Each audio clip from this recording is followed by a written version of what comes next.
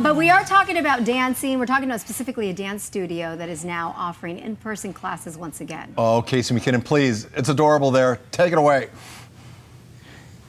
Yeah, well, it is so adorable, and they're very good. They're very skilled at dancing. So we wanted to show you another performance, and we actually have a single performance from Belina, and you're going to be performing Blackbird for us. So tell us a little bit about your dancing career and how you got into it. I've been dancing since I was 2, and then I stopped for a little while, but now I'm back again.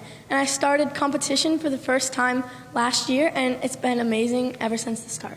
Well, I know that the GC Dance Studio is welcoming you guys back to come train for those competitions and have in-person classes. So what's it like to be back in the studio and doing something again?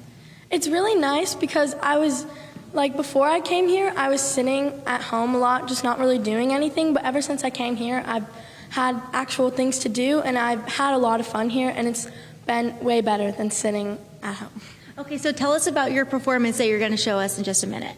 So my performance is Blackbird. How I like to imagine the story is like I'm a blackbird, and it's going through the journey of the blackbird's life. Okay, well, can we show the performance for everybody? Belina with Blackbird.